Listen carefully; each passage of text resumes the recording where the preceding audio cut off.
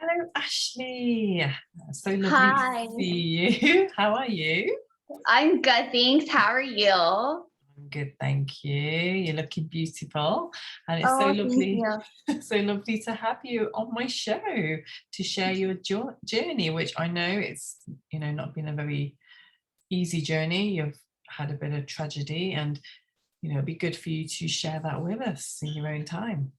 Well, thank you so much for having me on your show. I really appreciate it. It's an absolute honor, Ashley, honestly. And, we're always into looking how people have become victors from any traumatic incidents that they've gone through, which you have. And, you've come out,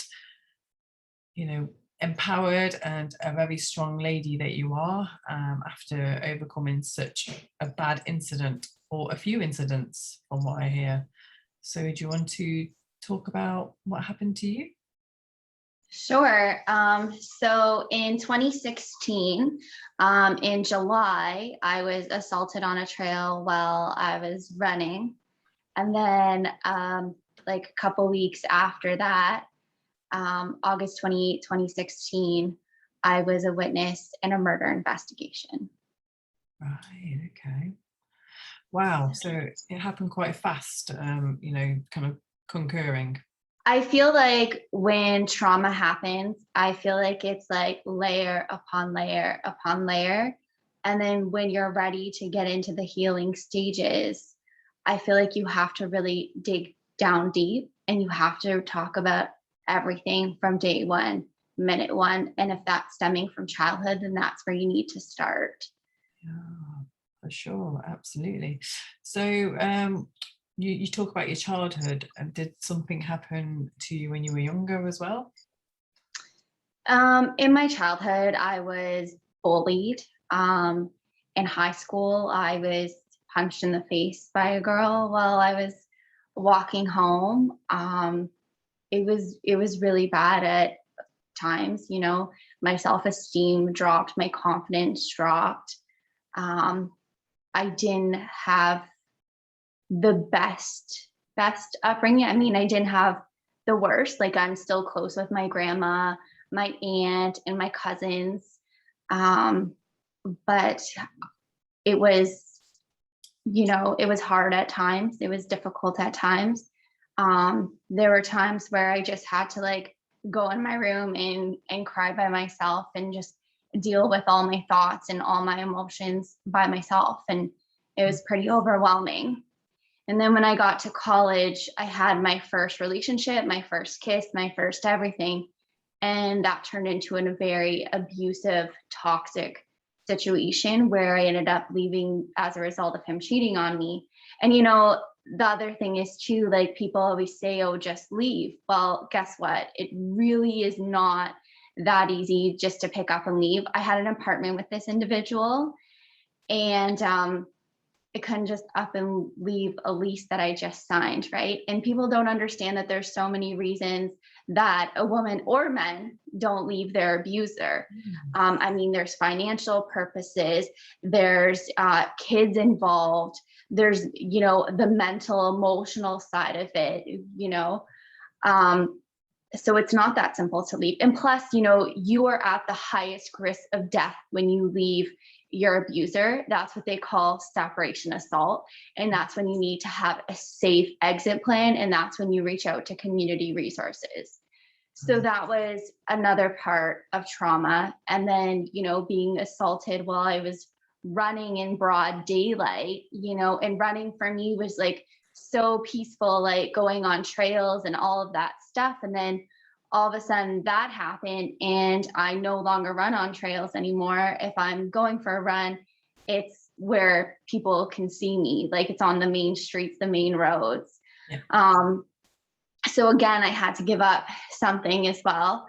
And then, like I said, August 28th happened and I went out with this individual for some time. It was an off and on thing. He came back from out west. He showed up at my work, pretty much said everything that I wanted to hear. told me he loved me. I was helping him out, helping him get back up on his feet when he came back from out west. And so was his friend that he ended up murdering. And so I got a call at 5:30 in the morning on August 28th from him. And then he asked me to come over to the apartment. So I did. We kissed. I told him I loved him. He told me he loved me. And then we went up to the apartment, and that's where he locked all the doors from behind me, told me that I was going to be the next one dead, because he's already going away for one count of murder. Why not make it two? He wanted me to help clean up the scene. I said no. He got mad. He strangled me, pointed a knife to my back, told me this way would be easier. Then he sexually assaulted me and kept pulling down my pants and kept trying to make me have sex with him, which I declined several times. And then he went to the bathroom, and I ran down 18 flights of stairs. And at the trial, I missed him by seconds in the video that they showed on the surveillance. And so then I went across the street to a variety store, and I called 911. Police came, went into the police car, and they drove me to the station, where I then gave all of my statements. And from there, it was really extremely difficult. I mean, I felt so much guilt, so much shame that this is the type of person that I felt for. And then, I felt guilty that I was still alive and the deceased was not here. In October of 2016, I tried to end my own life because I couldn't take the pain anymore. I took some pills, mixed them with alcohol, and I skipped an entire day. And then I ended up waking up, and I was like, how could I be this selfish? I'm here because I need justice to be served. I need to, step up. I need to be strong for this family. I need to testify. And I've been given a duty, a responsibility to do so. So that's when, counseling is so, so vital in all of this. So that really helped me. I mean, I had a little bit of counseling in college after that first abusive relationship. And then I had counseling again more recently. And I still keep in touch with my counselor, and I still, send a message anytime that I need counseling, because I think that is vital into the recovery and healing process. Without that, I don't think I'd be where I am today. And, if it weren't for the police and the detectives that rallied around me in victim services, they were such a phenomenal group. My Crown attorney was amazing. Everybody was just so supportive, so inspirational. It was like, how can I help you get through this horrific trauma? And I wouldn't be where I am today, honestly, without any of them. And, the first thing that they asked me before they even started to question me was like, please make us a promise. And I said, what's that? And they said, please don't turn to the streets and end up on drugs or prostitution and alcohol. And so I said, of course, I promise that I'm not going to go down that route. But that just tells you how high the statistics are for survivors of crime, that they end up turning to the streets as a result. So that's when I was like, you know what, after journeying through all of this and getting the proper counseling and help that I needed to become the best version of myself that I could be, I decided that message stuck with me for the past 4 years. That message that the detective said to me really stuck out to me. So that's when I was like, you know what, I need to put pen to paper and I need to write a book. And if I can save one person or multiple people from going to the streets, then that is my duty. That is my mission. I don't want anyone thinking that that's the way out, because it's not. They're survivors, they're warriors, they're brave, they're courageous, and they can and they will get through this. It's just taking the proper steps to healing and grieving and making sure that you process every single emotion. I always tell people, feel everything that you need to feel, because the moment you decide to run away from your emotions, they will catch up with you. Wow, that's really powerful, Ashley, and I can just see it in your body, and also the way that you were speaking, that it does still obviously trigger you. You know, it's still quite a raw topic for you to be discussing, and I really thank you for opening up to us. Of course, yes, absolutely. It's, it's something that I think about every single day. I don't let it consume me, but it's definitely a worldwide epidemic. Like, this isn't an Ashley situation. Right. This happens every single day. There's a survivor of crime nationwide, countrywide. And, enough is enough, and like, something needs to be done. So if, the words that I put in my book can help inspire someone, that's all that I want out of this journey. Or if one of my videos can help someone, like for my YouTube channel too, I'm going to be talking about the different stages of, healing, and how do you overcome your trauma. And, that's first, sitting down and in processing every single feeling that you feel. And it's all about self-care. It's all about working on yourself. It's about cutting ties with toxic people. And it's about bringing as much positivity into your life as you can in order to be the best person you can be for yourself and for the people around you. But you have to be willing to get to that stage. You have to be willing to fight for yourself, because nobody else is going to do it except for you. Absolutely, yeah. And it's interesting how you mentioned, you really have a lot of respect for therapy.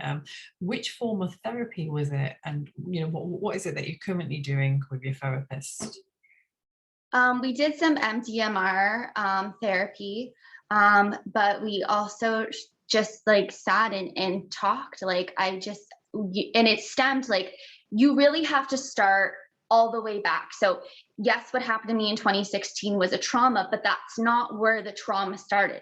The trauma started for me at childhood, getting bullied, getting made fun of, dealing with different situations in my childhood.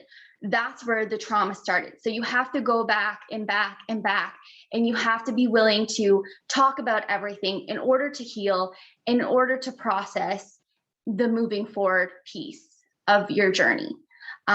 You just have to be willing to talk about everything that has, brought you down, hurt you.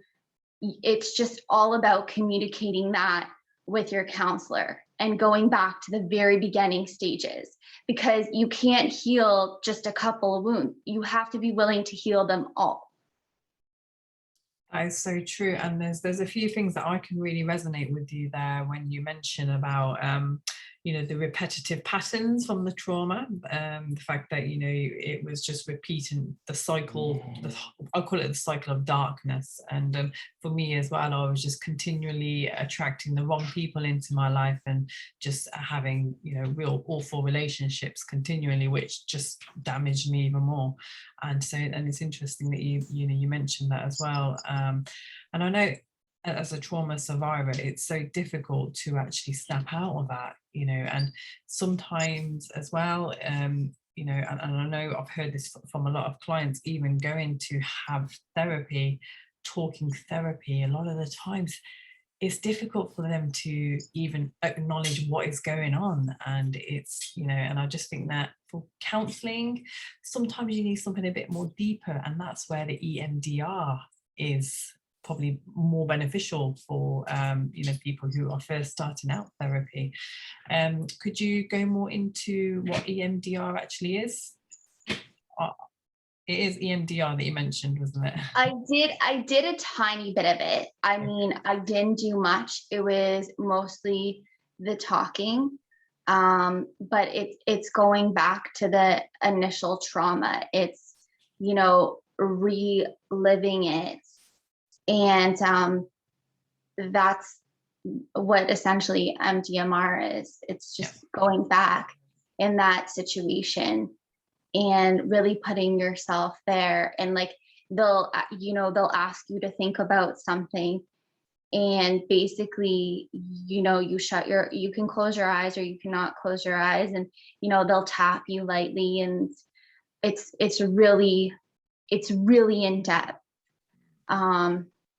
and it's really reflective. Like you really have to go back and be in your trauma, and like that may be super difficult for a lot of people, but it's totally, it's been a lifesaver. It's really changed my life.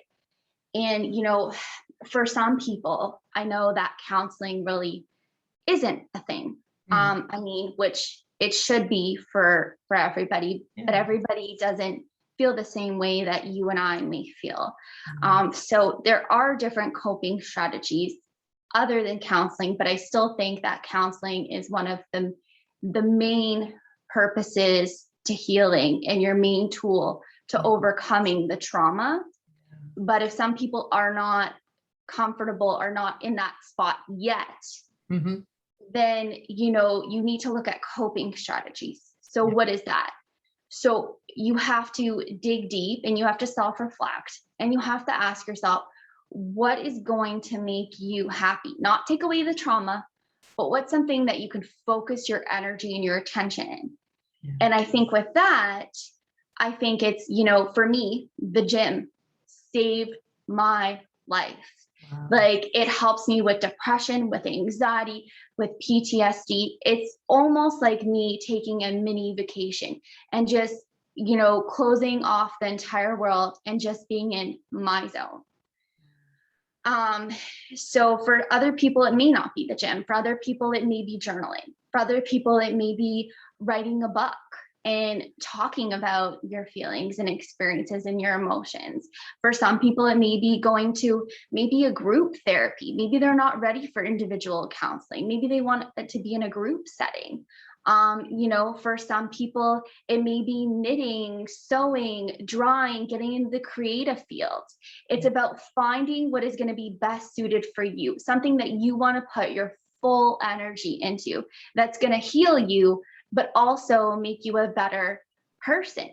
And that's going to, you know, help you during the process of healing and rebuilding yourself and finding out who you are. Yeah, absolutely. Oh, wow. No, I think that's beautiful. And obviously, you know, there is a place for counseling. I know, you know, cognitive behavioral therapy, like in the UK, that is actually first line treatment for, you know, post-traumatic stress disorder. And it is, you know, I just think it's fantastic the way that cognitive behavioral therapy works, because it's all about, you know, changing what was an awful situation and actually just changing your thought patterns to make it into a positive, right? And like just thinking about the lessons that you've learned from each of those incidents. Did you feel that all of everything that happened to you, do you find that, you know, there were lessons in all of that?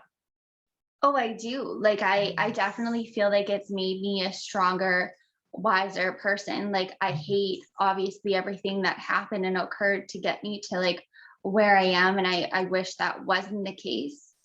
However, I'm grateful to have such an eye opener in a sense, to be able to go back and talk about my trauma and be a teaching tool for somebody else who may think, I can't get through this. No, you can get through this.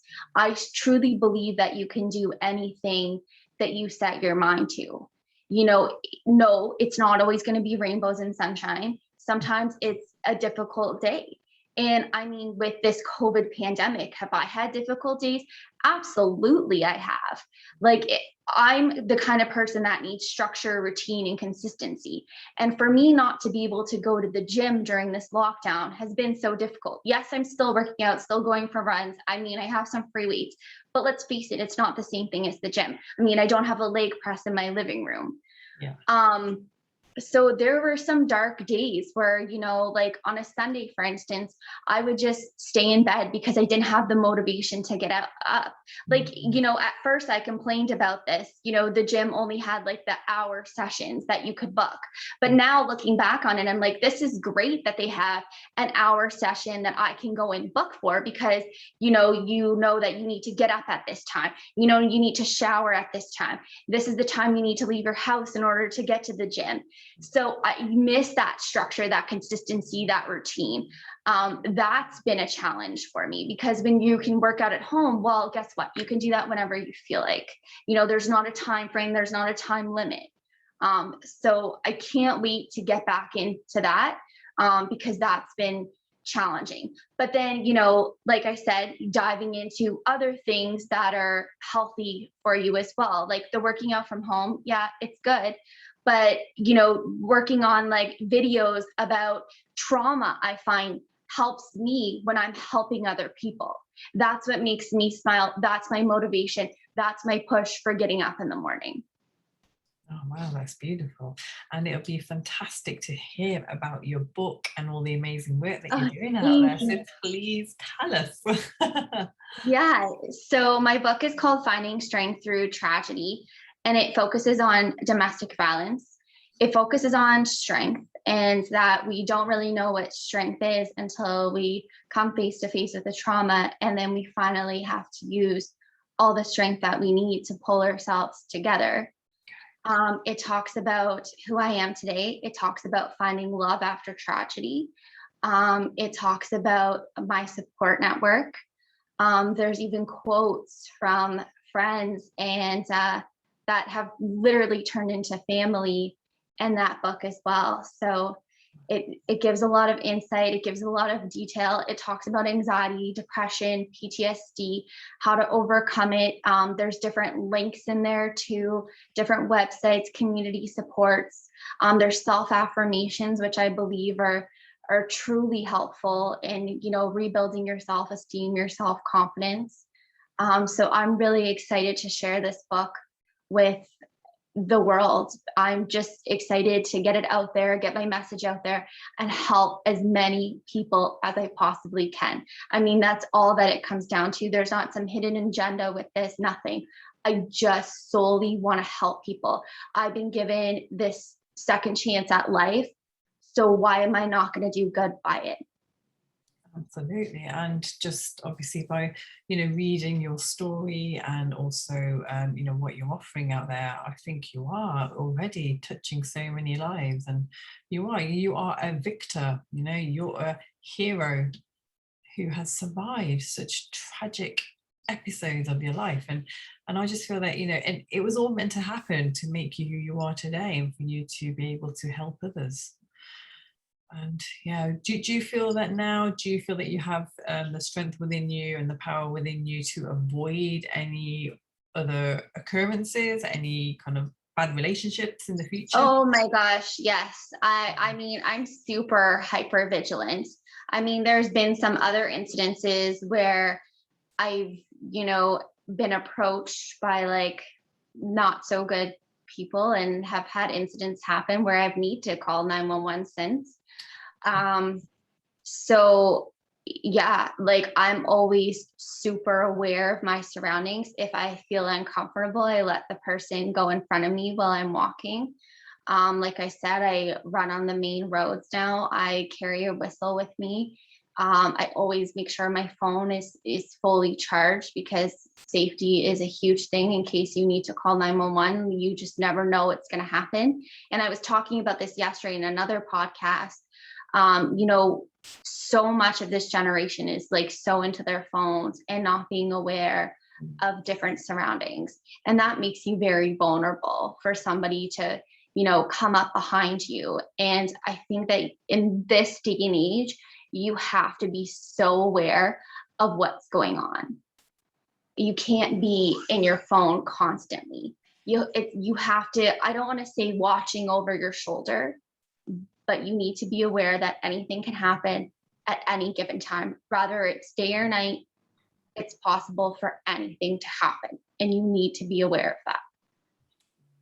Absolutely. And there's a lot going on at the moment about these android humans that that everyone's becoming. The fact we're just controlled by technology, and you're right. And it's that image of people just walking around with their heads down on their phones. It is quite scary. It is, because it takes seconds for something traumatic to happen to you. And, you know, people take advantage of that time that you're on your phone. Predators do. There are predators out there looking for vulnerable people. And you cannot have, you know, you can't say that nothing's ever going to happen to you, because you don't know that. You're not invisible. And like I said, anything can happen at any given time. You just need to be aware. And I think that there are so many people who just aren't aware, who aren't attentive to what is going on around them. And I think you need to pay full attention to everything. Just because you think you're in a safe area, that doesn't mean anything. Yeah, absolutely. Yeah. No, I fully agree. And, you know, it's just this trying to stay present, you know, I think is the art of practicing just deep breathing and just, you know, being aware of where you are, your surroundings. And you obviously know that, you know, one of the side effects of trauma and PTSD people is the fact that we're living in the past. I do. And, you know, like, for instance, too, like if I hear loud noises, I still jump, like I still get worried, you know. So someone was coming up the steps in my building, and you know, I didn't hear it right away. And then I jumped, and it was like an 8-year-old girl coming up the stairs, you know, and she's like, "Oh, so sorry for scaring you." Like, you know, like it's hard. It's difficult, you know, like there are certain noises that just like I jump, that just like set me off.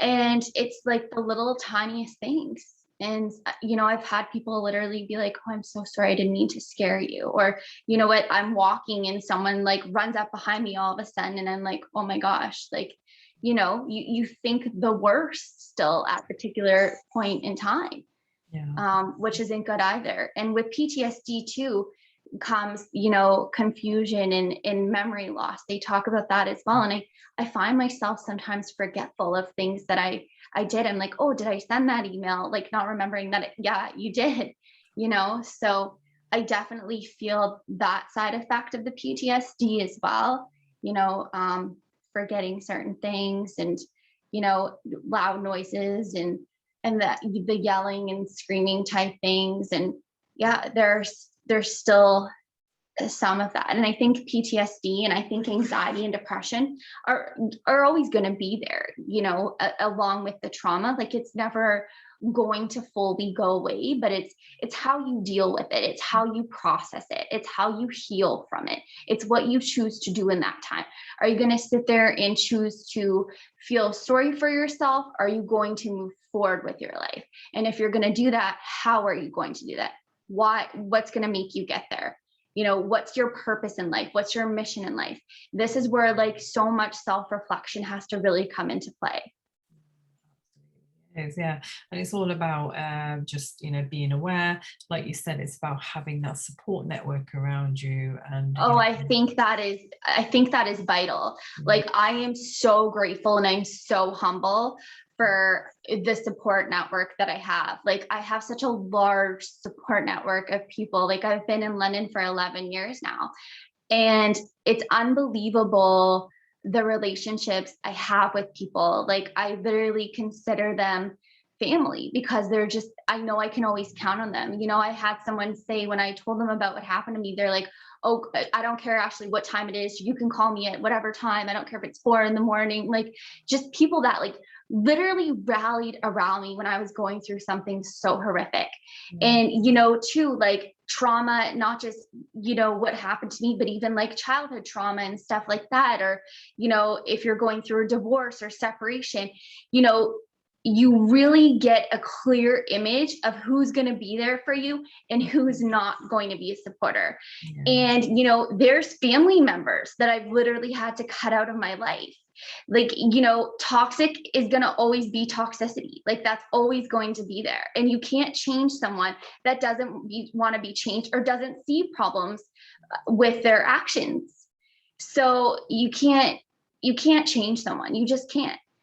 And you have to take care of yourself, and you have to do what's best for yourself. And you have to ask yourself, okay, is this person in my life to create negativity, or is this person in my life to create positivity?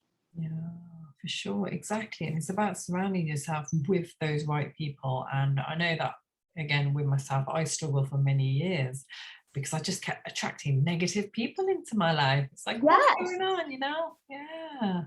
You know, I really truly believe family is what you make it to be. Family is not defined by blood whatsoever. Like I have my aunt, my grandma, my cousins, yes. And then, you know, I have a ton of friends who literally gave up weeks of their own life for me to come to a trial every day to be at my side.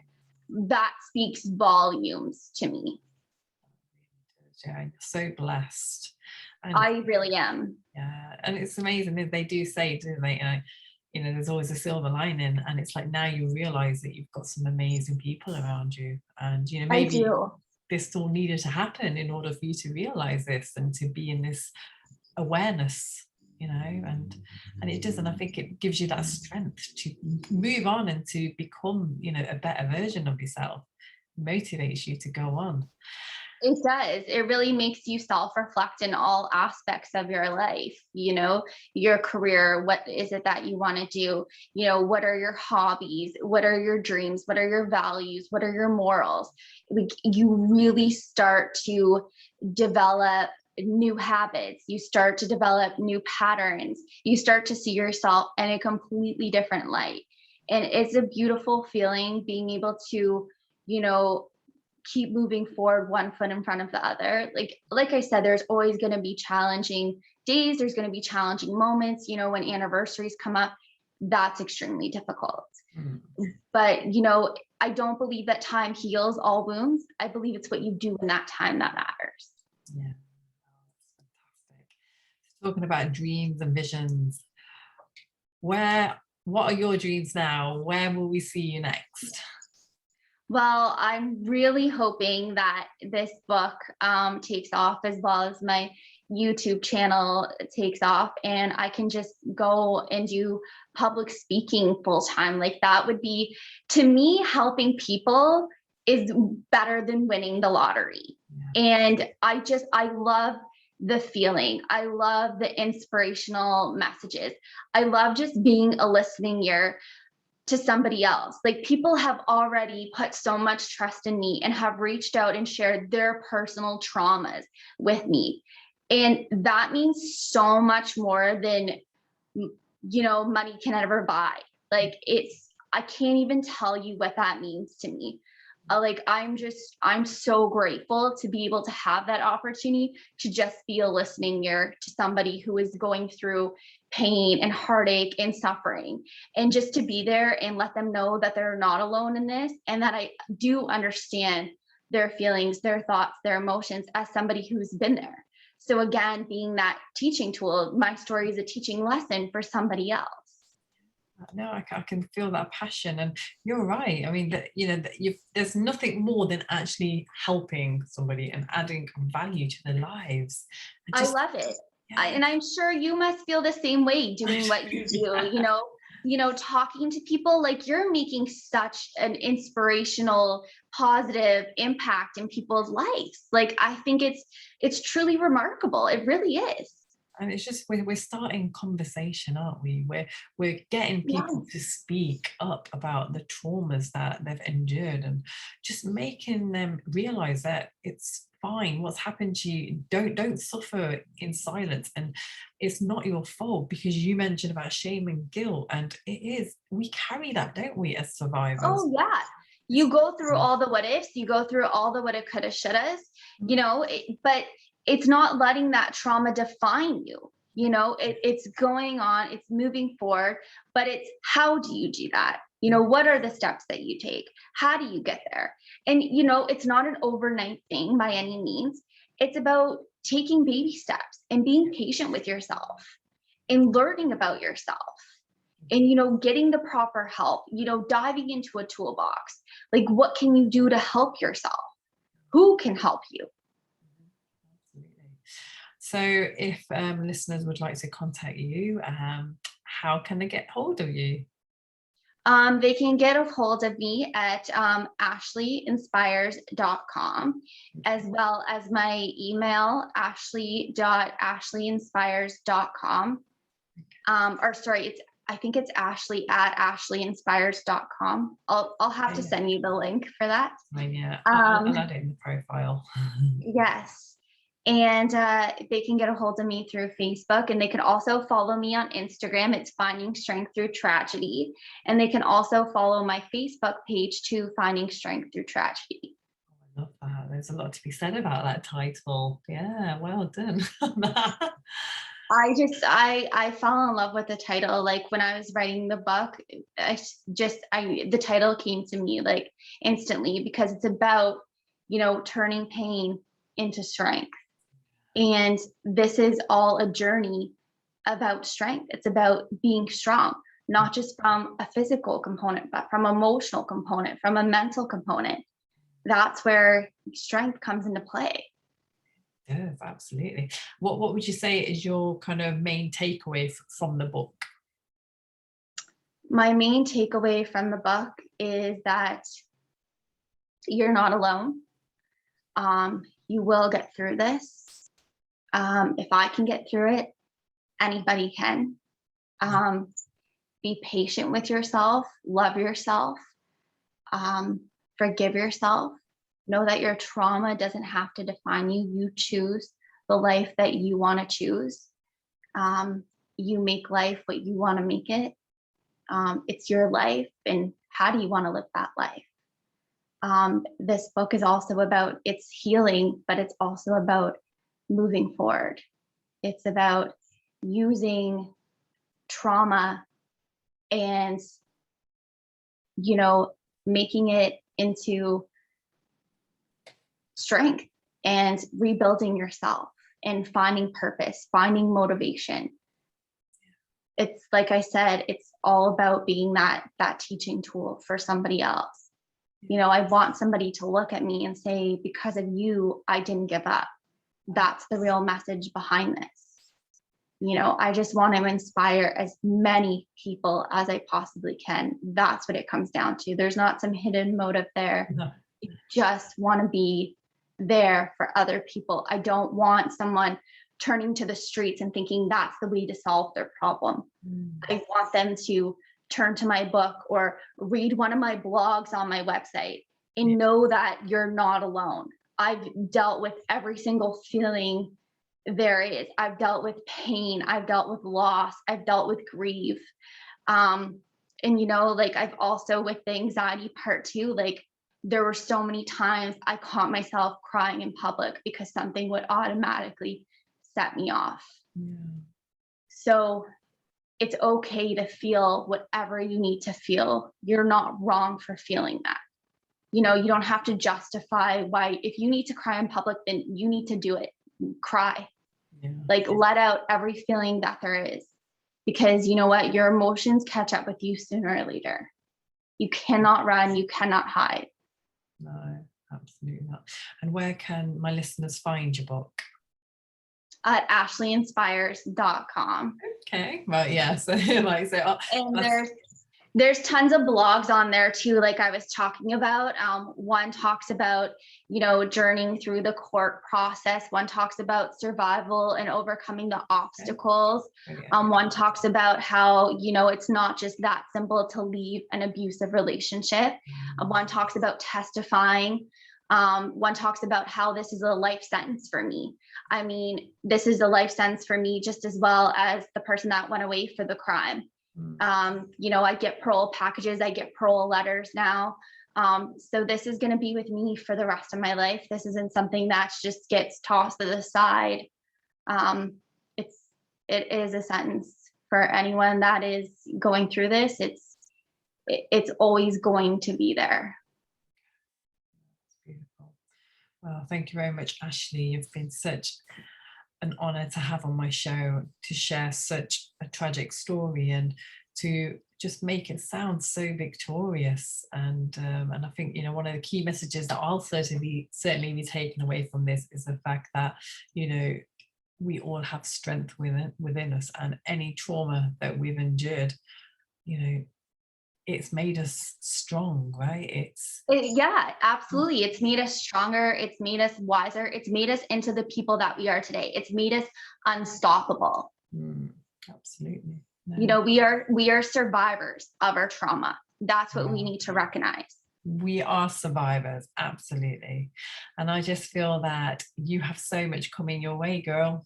Well, thank you so much from the bottom of my heart. That means so much to me. I hope so. I can see you standing there speaking. You are just amazing. You just, oh, I would love to public speak. That would be a dream come true for me. I can see you doing that. You've got charisma, you've got energy. You are going to go rock that, girl. I think this is just the beginning for you. Well, thank you so much for your kind words. It means so much. And I admire you and everything that you're doing. You're helping so many people as well. Thank you. So on that note, we will have to call it a day. Thank you so much again for your time today. And I look forward to seeing where you go from here, Ashley.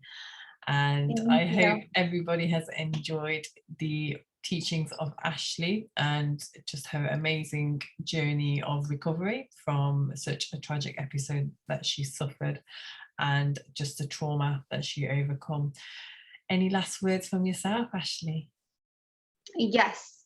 Believe in yourself always and never give up, and keep going one foot in front of the other.